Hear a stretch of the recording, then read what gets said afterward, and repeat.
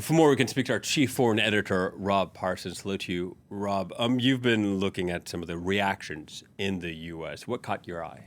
Well, nothing surprising. The reaction's pretty much been along party lines, with the Democrats lining up behind Joe Biden, saying you've done the right thing at last, as growing opposition to what Israel's doing in Gaza grows inside the Democratic Party. And on the other hand, the Republican Party very strongly behind Israel, accusing, in the case of Donald Trump, accusing Joe Biden of betraying Israel, and also the Speaker of the House of Representatives, Mike Johnson, saying pretty much the same thing and wondering whether Biden might just perhaps have had a senior moment when he made this decision. That's the sort of level it's been on, but, Joe Biden's absolutely clear. I made it clear if they go into Rafah, we're not going to supply the weapons and artillery used. He's been saying pretty much this for the last week or so.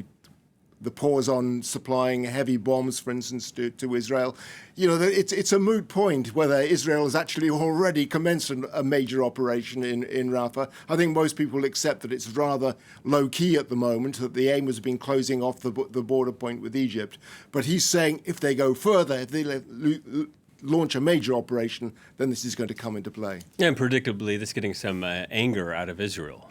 Yeah, a really angry response from Israel. You mentioned earlier on Benjamin Netanyahu saying that, Israel, if Israel has to stand alone, Israel will stand alone, and if necessary, we'll use our fingernails. And that's a line that was pretty much backed up by other senior members of the government, but particularly from the hardline religious right wing. If you take the case of Bezalel Smotrich, the finance minister, for instance, he said, we will achieve complete victory in this war. If President Biden, we will achieve complete victory in this war, despite President Biden's pushback and arms embargo. Ben Gvir, the security minister, put a tweet up on X in which he said, Hamas effectively loves Biden. That produced a bit of a reaction inside among Israeli politicians, it has to be said, who recognize that Joe Biden has been rock solid behind Israel since the start of this conflict. And President Herzog said talking about Joe Biden, a great friend of the state of Israel, who proved as such from the first day of the war. Meanwhile, what is the situation in Rafah, in Gaza? How serious is it?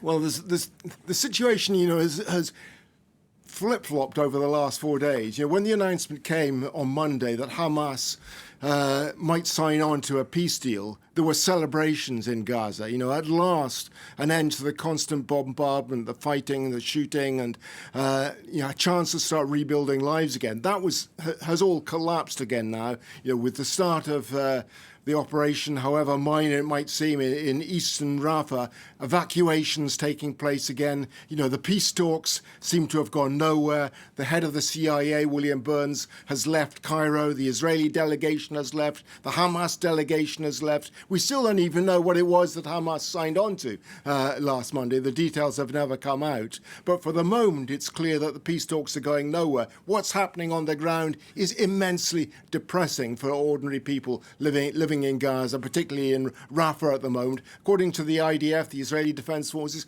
150,000 people evacuating again. But evacuating to where exactly? The Israelis talk about expanded humanitarian zones at Al-Mawasi on the Mediterranean coast, and Khan Yunis, which they attacked a couple of months back, is in mostly rubble. What are expanded humanitarian zones, one might ask? According to the aid workers, that they don't amount to much at all. Certainly not the sort of plan the United States has been demanding of Israel if they're to launch an offensive against Rafah. Already, aid agencies are saying that they're overcrowded, that they're providing inadequate food, limited and contaminated water supplies, and almost zero sanitation. A bleak situation, for ordinary people having to put up with those sort of conditions in Gaza. All right, Rob. Thank you very much. Rob Parsons, our chief foreign editor.